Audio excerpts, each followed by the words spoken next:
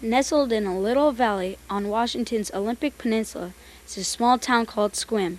It's a busy community with its roots firmly planted in the farming industry. But before the white man came, a small band of S'Klallam Indians lived on the beaches of the Strait of Juan de Fuca. Here is their incredible story.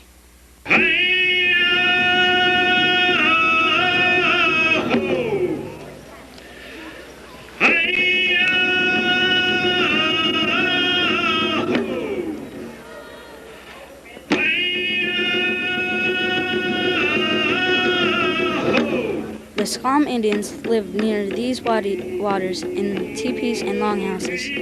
S'Klallam means strong and clever people. They received this name because they were physically strong and healthy. They were clever in knowing and using the life-giving food and plants around the traditional lands.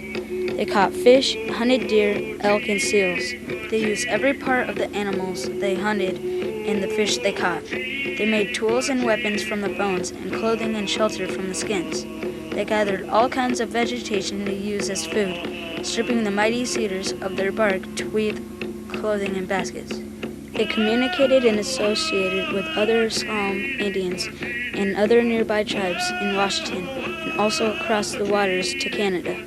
They journeyed in large dugout canoes to represent their families and tribe at ceremonial gatherings of these good neighbors. These gatherings were called potlatches that honored the dedication of a totem pole, weddings, name-givings, and other feasts to honor their good fortune. From their abundance, they were able to trade with other tribes at these potlatches. S'Klallams worship many gods and spirits represented by the sun, wind, moon, rain, and animals like the raven and orca. They had many dances and songs to worship their good spirits and to thank their gods for everything they had. In 1855, the white man came to change the S'Klallam way of life. After signing the Point No Point Treaty, the S'Klallams released the right to their traditional land. The United States government wanted the tribe to occupy a portion of the Skokomish reservation, but they refused to go. The S'Klallam Indians chose to remain independent on their traditional land. In 1874, the S'Klallam Indians, led by Lord James Balch, raised $500 to pay for a 210-acre tract near Dungeness, Washington. By purchasing this land, the S'Klallams face a turning point in their history that would forever change their way of life. It also set a precedent as to the way the United States government dealt with this new independent nation. By today's equivalent, this $500 would be roughly $50,000.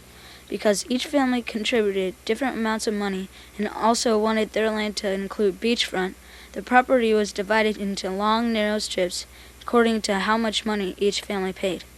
The S'Klallam traditional village is now called Jamestown in honor of Lord James Balch.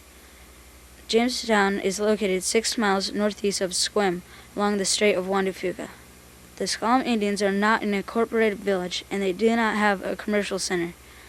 The federal government provided services for the S'Klallam tribe till 1953, when all services and programs to unrecognized tribes were discontinued. As the years passed, the Jamestown S'Klallam tribe maintained a cohesive social structure and continued to demonstrate a progressive nature by integrating into non-Indian community and economy. The hub around which they centered their tribal spirit was in the Jamestown land base. By the 1970s, it was evident to the tribe that fishing and hunting rights were being denied to them due to the lack of recognition from the federal government. Another major concern for them was their health services and educational opportunities for its tribal members. The Jamestown people realized that only through the federal recognition would they be able to provide for these basic needs. The campaign for formal recognition began in 1974 and ended with a successfully regaining recognition on February 10, 1981. One of the tribal members at the time of the recognition was Harriet Hall Adams. Harriet, at the time, how did the tribe generally feel about regaining federal recognition? I think we all felt great because the Lower Elwha and the Port Gambles had been recognized years before we were. What did it mean to them? It meant that the tribe was eligible for different grants, different projects. That's how we acquired the land in Blinn. We had an office in Sequim on Fifth Avenue for years. And then when we were finally recognized, we were able to write grants and get money that's how we got our tribal center down in Blinn. The Jamestown offices are now located in Blinn, Washington, at the head of Sequim Bay, approximately 7 miles southeast of the city of Sequim. The Jamestown S'Klallam tribe has now about 375 enrolled tribal members. Since achieving recognition, the tribe has worked hard to set up a basic operational structures to administer governmental policies and provide services, programs, and activities for the tribal membership. This structure has allowed the tribe to create programs to assist its members, such as social and health services, youth culture enrichment, and home and energy improvement.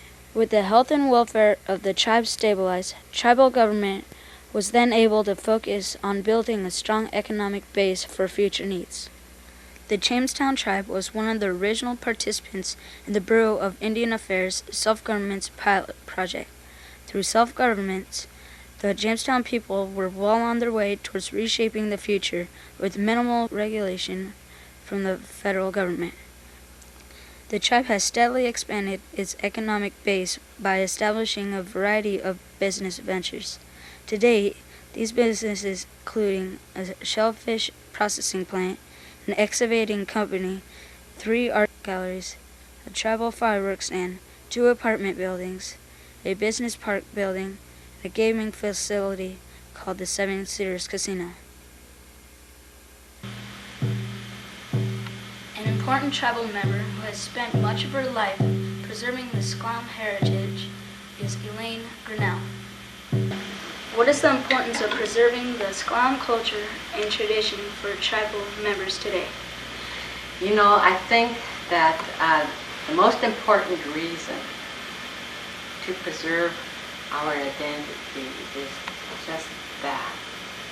We mustn't ever forget where we come from and how rich our culture is, how important we really are as a people, and how we had been really well established before anyone else came to this part of the world. By remaining independent, the strong people of Jamestown have set the standards by which the white and Indian people have molded the history of the Dungeness Valley and the future of the American Indian and national politics.